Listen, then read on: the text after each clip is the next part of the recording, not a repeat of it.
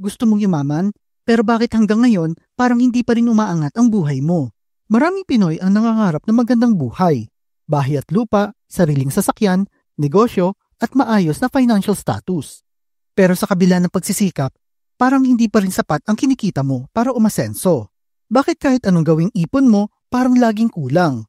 Ang sagot, may mga bagay ka na ginagawa o hindi ginagawa na pumipigil sa iyo na yumaman. Kaya sa video na ito, pag-uusapan natin ang 10 signs kung bakit hindi ka yumayaman. Ang ilan sa mga ito ay baka hindi mo namamalayan na ginagawa mo na pala. At kung hindi mo agad ito mababago, baka habang buhay ka manatiling broke at naghihirap. Huwag kang mag-alala, hindi pa naman huli ang lahat. Ang unang hakbang ay ang maging aware kung ano ang mga dapat mong gawin at iwasan o baguhin. Kaya kung seryoso kang umangat ang buhay mo, siguraduhin mong tapusin ang video na ito hanggang huli dahil baka ito ang magiging turning point ng pagyaman mo. Handa ka na ba? Tara, simulan na natin. Una ay nakafocus ka lang sa pag-iipon ng pera. Paying yourself first ay ang unang step para maging financially independent. Ang problema nga lang ay marami ang nagiging-obsess sa pagtatabi lamang ng pera at nakakalimutan na nila mag-invest o mag-create pa ng isang source of income. At hindi mo ba alam, imbes na yumayaman ka every year dahil sa ipon mo, ay mas bumababa pa ang value ng pera mo. Ito ay dahil sa tinatawag na inflation. Nababawasan kasi ang value ng pera mo over time. Kaya sa halip na ilagay mo lang ang pera mo sa alkansya o sa bangko, ang tinatabi mong pera ay dapat i-invest mo o ilagay mo sa mga high-yield savings account kung saan ay mas kikita pa ito at magtatrabaho ang pera para sa iyo. Ang pangalawa, masyado kang magastos. Gastos dito, kain, shopping, party. Kung mas malaki pa ang ginagastos mo kaysa sa kinikita mo, ay hindi ka talaga yayaman. Marahil na rin ito dahil nag-iisip ka na kapag lumaki ang sweldo mo, ay mas kaya mong i-shoulder ang lahat ng expenses mo. Ngunit hindi mo ba napapansin na habang lumalaki ang kita mo, ay dumadami rin ang gastos mo dahil nagkakaroon ka ng panibagong lifestyle. Ang tawag dito ay lifestyle inflation. Iwasan mo ito at kahit makatanggap ka ng bonus o increase ng sweldo mo, ay maintain mo pa rin ang current lifestyle mo. Kung magkaroon ka man ng bonus o increase sa sweldo mo, isipin mo na lang na di mo natanggap ito at itabi mo para maging emergency fund mo o kaya naman palaguin mo sa pamamagitan ng pag-invest ng tama. Huwag mong isipin na porke may increase ka ay dapat mong gastusin ito dahil di mo rin masasabi kung kailan ka mangangailangan ng pera. Ang pangatlo, nakontento ka na magtrabaho para sa iba. May dalawang pwedeng pagkakitaan ng mga tao. Ito ay ang pagiging empleyado o pagiging negosyante. At kadalasan ay mas pinipili pa ng iba na maging empleyado dahil sa ganitong mindset na itinuro sa kanila ng kanilang mga magulang.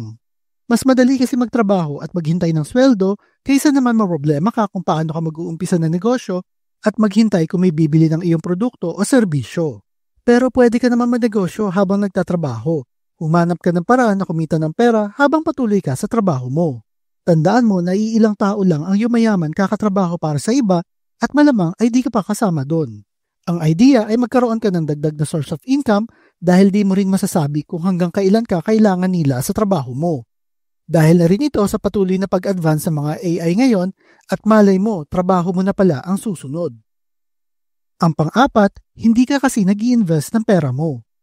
Imposible talaga maging financially free kung hindi ka nag-i-invest ng pera mo. Isa sa pinaka-effective na paraan para magkaroon ng kita ang iyong pera ay ang pag-i-invest. Sa panahon ngayon, marami ka nang pwedeng pagpilian na investment kagaya ng stocks, bonds, mutual funds, real estate, gold, mga businesses at marami pang iba. Mamili ka ng investment kung saan ka interesado at pag-aralan ito mabuti bago ka mag-invest. Sa kasamaang palad kasi ay marami ang di naiintindihan ng concept ng investing until tumanda na at marami ng responsibilities.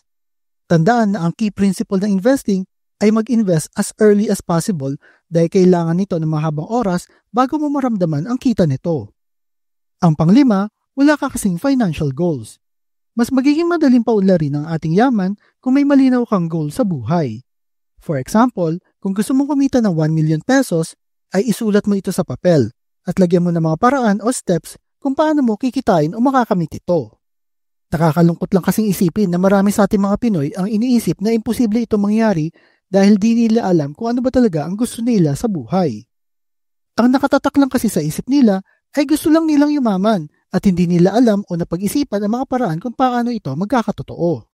Ang pang-anim, tumigil ka sa pag-educate sa sarili mo pagkatapos mong graduate. Umpisa pa lang ng ating pag-aaral ay tinuruan na tayo ng eskwelahan para maging handa sa future natin bilang isang employee. Kaya karamihan sa atin ay nakukontento na lang kung ano ang natutunan o naituro sa kanila hanggang sa matapos ang kanilang pag-aaral. Ngunit sa katotohanan, hindi naman sapat yung naituro lang sa eskwelahan para ikaw ay umunlad sa buhay.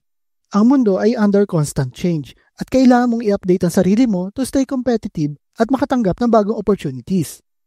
Ugaliin kumuha ng online course, umattend ng mga seminars at magbasa ng mga libro para ma-update ang iyong kaalaman at ang iyong sarili lalo na tungkol sa pera.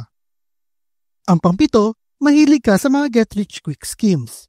Kung ang paraan mo para yumaman ay mag-search sa Google kung paano yumaman na mabilis, well kaibigan, di malayo ang mararating mo. Kasi sa katotohanan ay wala namang easy money o madaling paraan para yumaman. Di ko naman sinasabing imposible ito pero magiging mahirap. Kaya sa susunod na may lumapit sa iyo na nag-o-offer ng programa na nagpa-promise na matututo ka ng paraan kung paano yumaman in under 3 weeks kapag nag-sign up ka sa course nila, then do yourself a favor. Ignore mo na lang yan at huwag mo sayangin ang oras mo sa mga get-rich-quick schemes na yan at maging totoo ka sa sarili mo. Gumawa ka ng 5, 10 o 15 years na financial plan at sundin ito hanggang sa maabot mo ang mga financial goals mo. Ang pangwalo, takot ka magsimula ng bago. Maraming tao ang natatakot na sumubok ng bagong bagay, bagong career, bagong negosyo o bagong investments. Mas pinipili nilang manatili na lang sa kanilang comfort zone kahit alam nila na hindi naman ito magbibigay ng malaking kita. Takot sila sa failure, takot silang malugi at takot silang mawala ng pera. Pero narinig mo na ba yung kasabihan na kung gusto mo makuha ang wala pa sa'yo, dapat handa kang gawin ang hindi mo pa nagagawa. Ang mga mayayaman ay hindi natatakot sumubok. Oo, may risk sa bawat oportunidad, pero mas malaki ang risk kung mananatili ka na lang sa isang sitwasyon na hindi mo gusto. Kung gusto mo umasenso, dapat mong matutunan at yakapin ang pagbabago.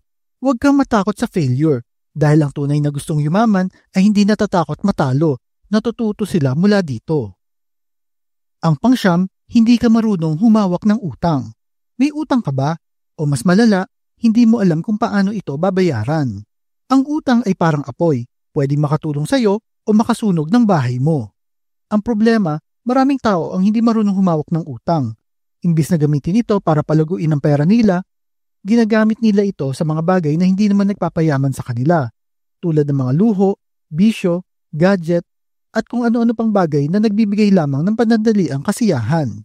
Pero tandaan mo, hindi lahat ng utang ay masama. Ang mga mayayaman ay ginagamit ng utang o yung tinatawag nilang good debt para sa mga loan sa negosyo, pambili ng mga income-generating assets o pang-invest sa sarili nilang skills. Samantalang ang iba naman ay ginagamit ang bad debt, utang sa credit card, para lang sa mga bagay na wala namang balik o ROI. Kaya kung gusto mong umasenso ang buhay mo, dapat mong matutunan kung paano kontrolin ang utang at gamitin ito ng tama, hindi yung utang ang kokontrol sa buhay mo. Ang pang-10, hindi mo ine-execute ang mga natutunan mo. Mahilig ka bang manood ng mga financial videos, magbasa ng mga self-help books, o makinig ng mga success stories? Pero hanggang ngayon, wala ka pa ring investments, wala ka pa ring negosyo, at wala kang binago sa buhay mo. Ang daming tao na mahilig mag-aral tungkol sa success pero hindi naman nila ina-apply ang natutunan nila. Alam ko, knowledge is power. Pero knowledge is useless kung hindi mo ito aaksyonan. Pwede kang makinig sa daang-daang financial advice pero kung hindi mo ito gagawin sa tunay na buhay, wala rin itong silbi. Kaya tanungin mo ang sarili mo, ano ba ang ginagawa ko para umasenso? Kasi kung hanggang ngayon ay puro plano lang at pangarap ang meron ka, baka hanggang pangarap ka na lang talaga. Dahil ang tunay na sikreto ng mga mayayaman ay hindi lang sila nag-iisip ng mga paraan para yumaman, nagte-take action sila sa mga natutunan nila. Ngayon ay alam mo na ang 10 signs na humahadlang sa iyo para yumaman. Oras na para umaksyon. Huwag ka lang basta makinig. Gawin mo ang natutunan mo. Tandaan mo na hindi mo naman talaga kailangan maging milyonaryo kagad, pero ang bawat tamang hakbang na gagawin mo ngayon ay magdadala sa iyo palapit sa iyong financial freedom. Ikaw ba, ano sa tingin mo ang mga reasons na pumipigil sa iyo para yumaman at ma-achieve ang financial goals mo? Type mo naman sa comment section below. At kung mahilig kayo sa mga videos tungkol sa pera, motivation na business, like and share nyo lang ang video na ito at kita-kita po ulit tayo sa mga susunod na video.